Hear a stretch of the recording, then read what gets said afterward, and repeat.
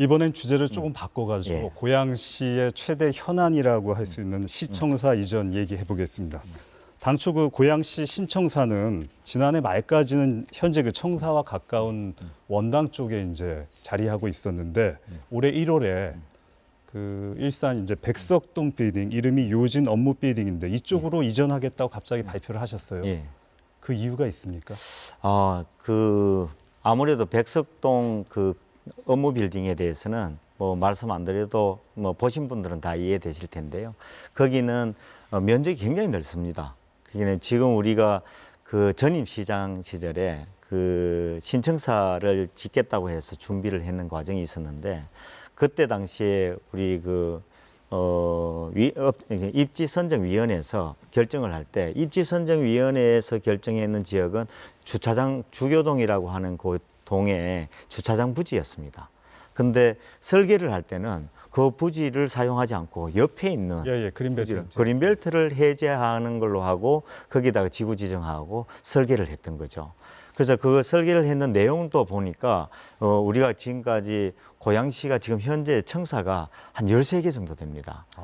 근데 그 많은 청사가 불편하다고 우리 시민들이 얘기를 했는데 그 설계했는 내용을 보니까 건물이 7동으로 나눠서 설계를 했어요. 그래서 좀 비합리적인 그게 그 비효율적인 그런 어떤 그 설계를 했기에 그때 당시에 선거를 할 때 공약으로 내세운 것이 예산 부담 없는 신청사 재검토였습니다. 예. 그래서 예산이 너무 많이 과다하게 든다는 얘기죠.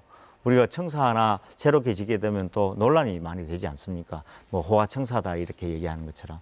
그래서 그 당시 들어가는 비용이 2,950억이라고 계획되어 있는데 요즘처럼 이렇게 물가 상승이라든가 자재비, 인건비 문제가 있다면 한 4천억 이상은 소요될 거라 봅니다. 그게 순수하게 우리 예산의 4천억은 세금 4천억이 이제 들어가야 되니까 이 부분에 문제가 있다 하고 이제 검토를 했던 사항입니다.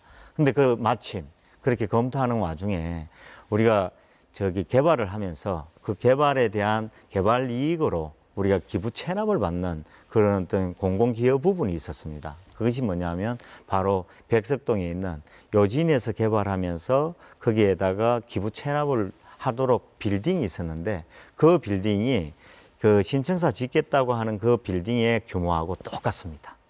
그렇습니다. 예, 규모가 똑같아서 그냥 이용해도 전혀 문제가 없던 상황이었죠.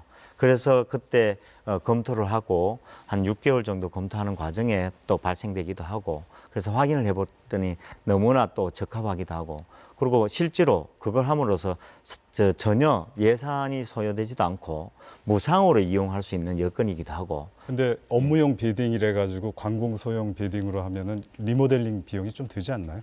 우리가 보통 이제 리모델링이라는 말이 있는 거는 완전히 이제 조금 개조를 해야 되는 그런 부분이고요. 여기서 업무 빌딩은 실제로 우리 관공서로 사용하는 데는 몇 가지 좀 조건들이 좀 있는데 그 조건은 그렇게 크게 변화시키지 않고 이용할 수 있는 여건이었습니다. 그래서 그걸 그냥 인테리어 내부에 들어가기 위해서 우리가 사무 공간에 뭐 칸막이를 한다든가 그다음에 라인을 조금 이렇게 구축을 한다든가 그런 것들만 간단하게 하면 들어갈 수 있는 여건이 된 거죠. 그래서 지금 같은 경우에는 한 2만 평 정도 되는 규모라서 그 규모에 맞게 인테리어 하는 작업의 비용은 좀 소요됩니다.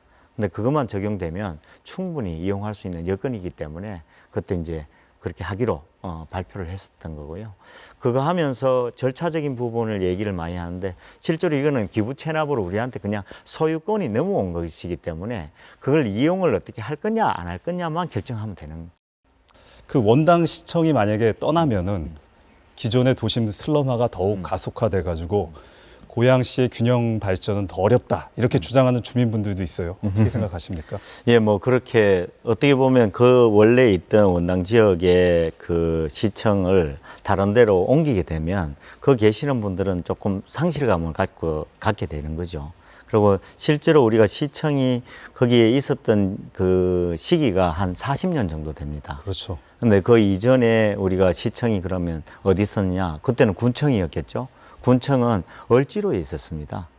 을지로 있다가 을지로 전에는 또 서대문에 있었습니다. 알고 있습니다. 예. 그때 고양시가 이제 범위가 점점 굉장히 넓었었죠. 그렇죠. 고양군. 예. 그 당시는 뭐 한성이라 해서 예, 예. 그 사대문 안에 거기 빼고는 거의 대부분이 다 고향 군이었는데 예. 점점 이제 서울시가 커지면서 이제 밀려난 거죠. 그래서 원당에 지금 현재의 군 시청은 군청 시절에 사용했던 그 시설을 그대로 쓰고 있는 상황인데 한 40년이 지나다 보니 노후화되고 그다음에 좁고 그러다 보니까 대부분의 많은 사무실들이 다 외부에 그 임대를 해서 사용하고 있는 실정입니다. 예. 근데 그 시청이 있는 지역에 그동안 시청을 보면 주변에 뭐 상권이 많이 있는 것처럼 얘기했는데 상권 없습니다. 원래 그 청사 주변에는 상권이 그렇게 활발하지 않습니다. 그리고 지금 현재에도 그 주변 지역은 그렇게 활성화되어 있는 지역이 아니고 좀 어떻게 보면 그냥 이용자들만 잠시 와서 이용하는 그런 차원의 청사이기 때문에 그래서 다른 데도 청사 가지고 이렇게 뭐 활성화되고 그런 차원은 아니라고 봅니다. 근데 그 지역을 아무래도 옮기게 되면 그 옮기는 지역에 대한 부분이 혹시나 공동화 현상이라도 일어날까 거기는 바로 다른 부서들도 들어와서 이용할 수 있도록 만들고 이를테면 산하기관들이 우리 고양시 같은 경우에는 거의 대부분이 저 임대를 사용하고 있습니다. 그냥 건물을 임대해서 그런 산하기관들이 우리 지금 현재 있는 시청을 이용할 수 있도록 그렇게 마련을 할 생각이고요. 그리고 주변 지역은 우리가 얘기하는 조금 낙후되어 있는 지역이라고 볼 수도 있습니다. 왜냐하면 오래된 올드타운의 개념이니까. 그래서 원당역을 중심으로 해서 우리 시청까지 현재 있는 시청까지의 그 거리를 또 상징거리 또 만들고 그리고 갖고 있는 그 자원들이 주변 지역이 거의 대부분 아파트 이렇게 개발되는 모습인데 거기다가 사무실 같이 R&D 센터 뭐 이런 부분을 거기 입지시킬 수 있도록 해서 활성화를 도모할 수 있도록 그렇게 할 예정입니다. 그래서 원당 재창조 프로젝트의 개념이 바로 그런 내용이고요. 거기다가 최근에 우리 국토부에서 그런 역세권 주변을 어떻게 활성화시킬 것인가 했을 때 공간 혁신 구역이라고 해서 그걸 지정을 받으면 그런 방향으로 개발할 수 있도록 여건도 마련할 예정입니다. 그래서 지금 다른 어떤 지역보다 아마 원당이라는 이름 자체로 아주 최고의 지역으로 그 주변이 활성화될 수 있도록 여건을 마련할 예정이고요. 특히 뭐 하나의 특징 중에 하나는 CIC라고 해서 우리가 얘기하는 창조혁신 캠퍼스의 그런 어떤 개념으로 그 지역 자체가 일자리가 조금 이렇게 활성화될 수 있도록 그런 여건을 마련하기 위해서 또 준비하기도 합니다. 제가 질문 드릴 내용들을 미리 다 얘기하셨는데 네. 예, 말씀하신 김에 제가 원당 재창조 프로젝트 관련해 가지고 더 물어보겠습니다. 예. 그러니까 거기가 성공하려면은 예. 사실은 어쨌든 그것도 이제 도심 재생이고 어떻게 보면 제가 보기에는 원당이라는 지역이 되게 중요하거든요. 서울하고 가장 가깝고 일산은 이미 어느 정도 주거지로서 개발이 돼 있고 그러면 그거를 잇는 일종의 경관과 도시적 경관, 예. 또 다른 도시적 경관을 잇는 다리, 브리지 같은 역할을 할 수 있고 그런 부분에서 이제 오히려 허브 역할을 할 수도 있거든요. 이건 제가 지금 이제 그냥 알고 있는 지식을 가지고 얘기를 하는 건데 성공의 관건은 뭡니까? 아무래도 다른 어떤 부분보다도 일단은 거기 원당역이라는 역세권 주변이기 때문에 그 주변에 걸맞게 우리가 액티비티가 일어나야 된다고 봅니다.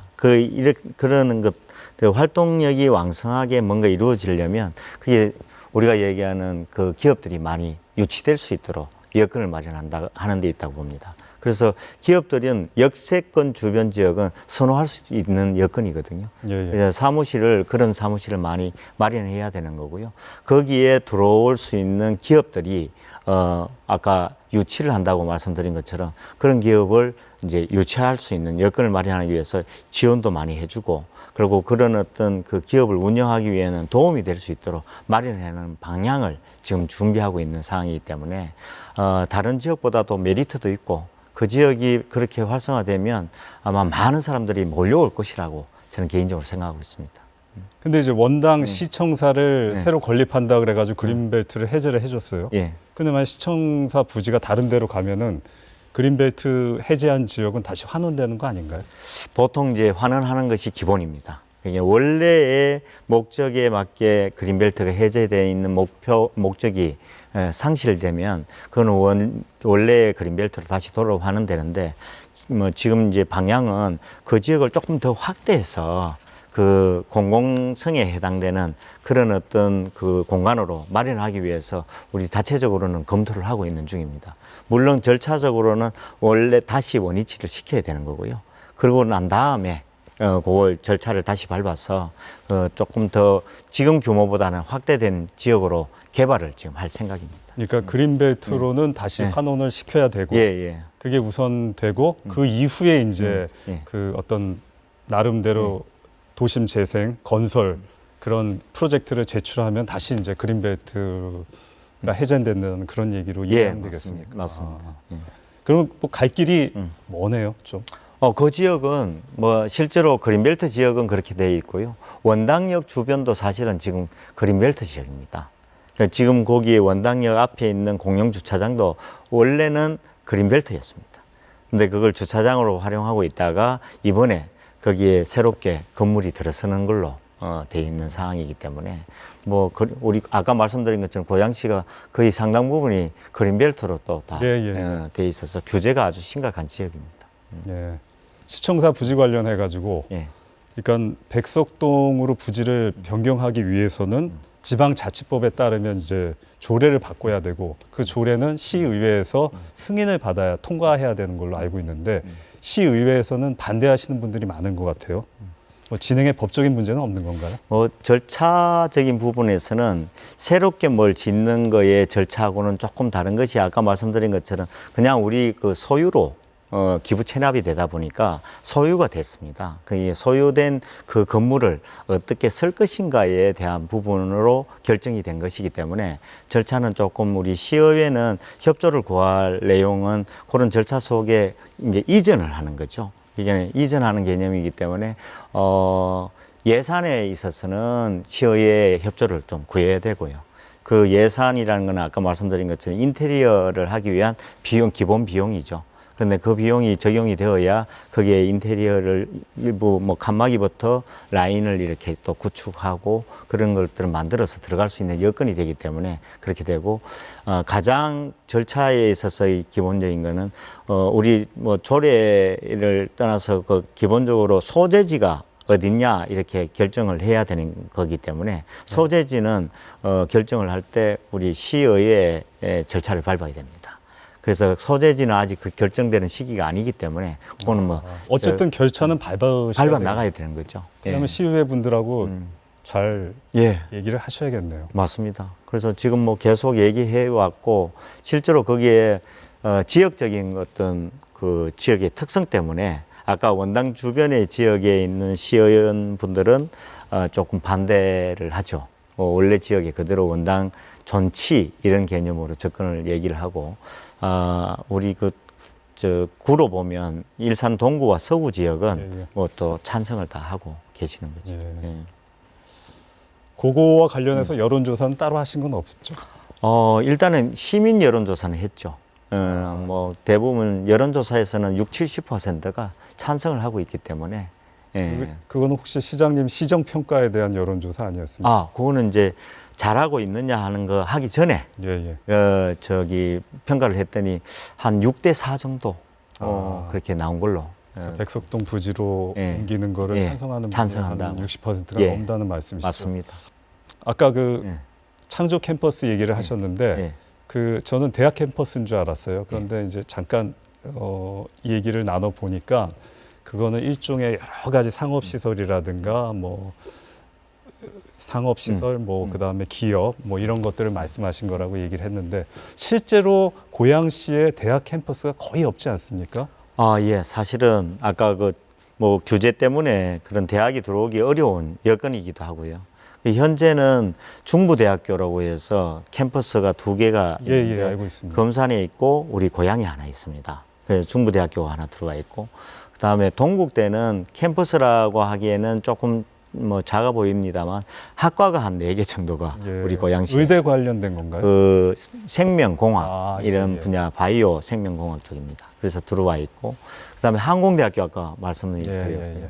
그리고 또 아주 조그마하다고 좀 느껴지긴 합니다만 농협대학교가 일부가 있고. 농협대학교, 예. 그래서 어떻게 보면 대학이 갖고 있는 그 도시로서는 조금 미약한 부분이 없지 않아 있습니다. 근데 앞으로 대학은 들어올 수 있는 여건을 마련하는 것이 아까 경제자유구역을 지정을 하게 되면 외국 그 대학도 들어올 수 있고요. 아, 그렇습니다. 예, 그리고 국내 대학도 옮길 수 있는 여건은 충분히 마련된다고 봅니다. 특히 과밀억제권역 안에서는 대학이 움직일 수 있습니다. 이를테면 과밀억제권역은 서울이니까 서로 움직일 수는 있는데 예. 아예 지역에서는 못 올라옵니다. 못 올라옵니다. 그래서 서울에 있는 대학을 이쪽으로 옮길 수 있는 방법이 또 하나가 있고요. 그래서 대학을 아마 경제자유구역 지정 이후는 대학이 많이 이렇게 들어올 수 있는 여건은 마련됐다고 생각이 듭니다.